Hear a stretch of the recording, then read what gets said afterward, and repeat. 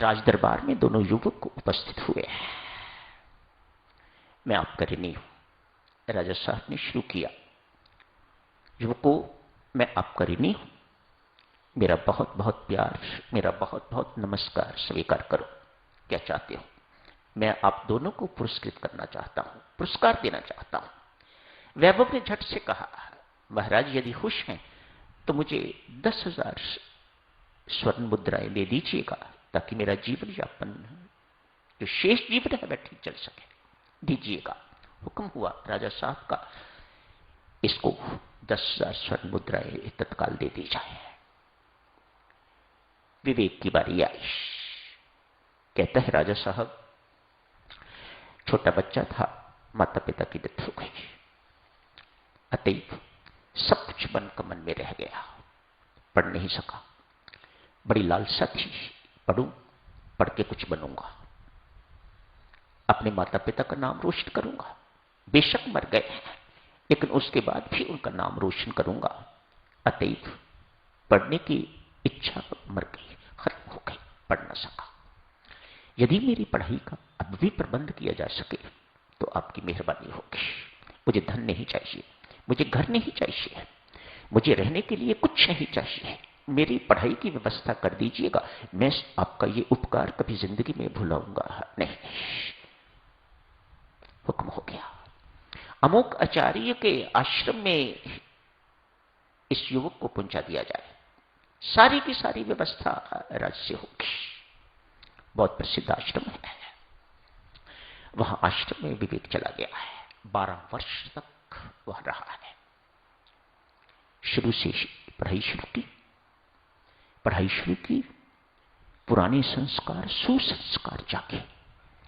वासना भी भीतर है, कुसंस्कार भी भीतर है, तो सुसंस्कार भी भीतर ही हैं।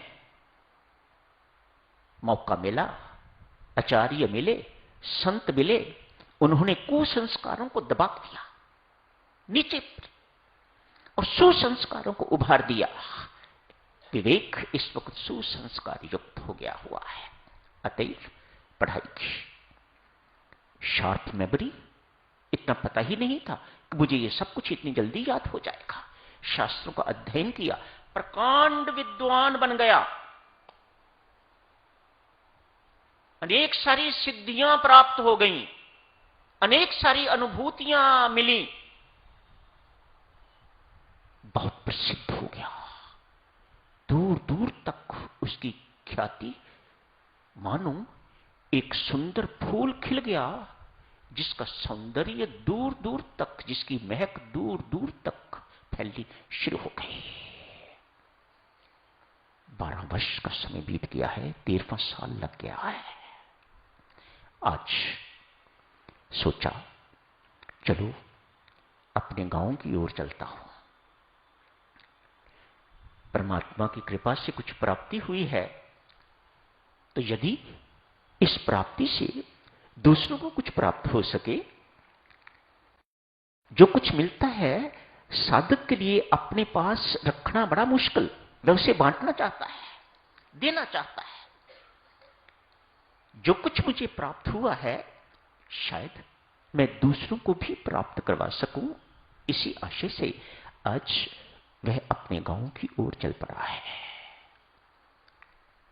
झुग्गी झोंपड़ियों में पहुंचा है। अरे वैभव, तू अभी भी झुग्गी झोंपड़ी में?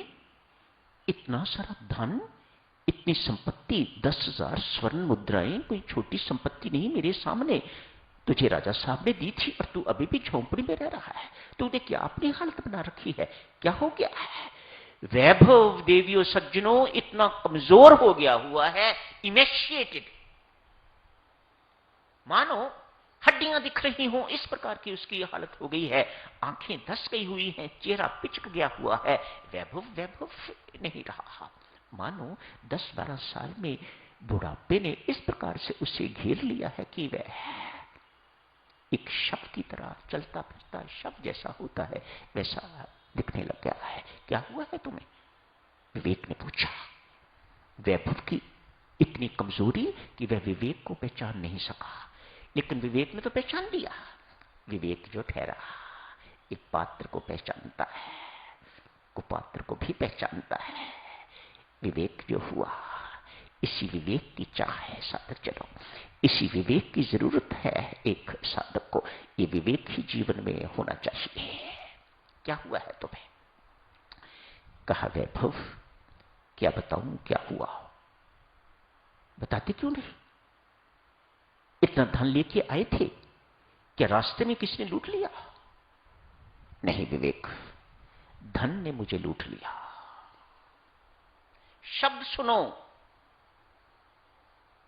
विवेक पूछता है क्या इतना धन राजा साहब ने तुम्हें दिया था, क्या रास्ते में किसी ने लूट लिया, छीन लिया?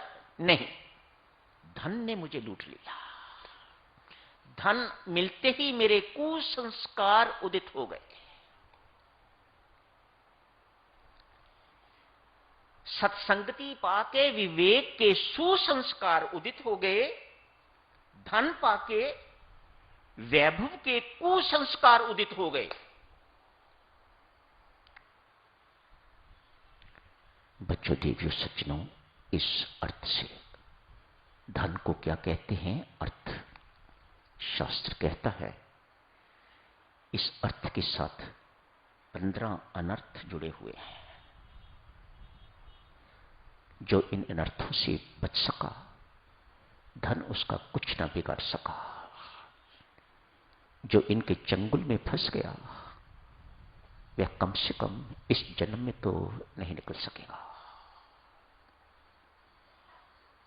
मेरे कुसंस्कार जागृत हो गए, उस संगति में पड़ गया, विलासी जीवन बिताने लग गया, शरीर जर्जर होता गया। देख, मेरा शरीर अंदर से खोखला है, कुछ नहीं रहा इसमें। मैंने अपने जीवन को बर्बाद कर दिया।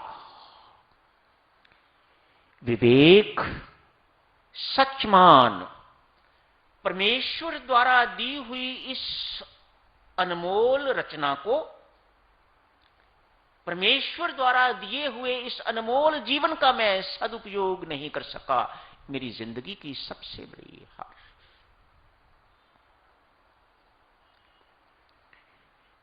विवेक सांत्वना देता है, मित्र, जीवन विशेष है, यह खत्म नहीं होता। शरीर खत्म होता है, जीवन नहीं खत्म होता। न जाने कब से चल रहा है और आगे कब तक चलता रहेगा। अभी भी कुछ नहीं बिगड़ा।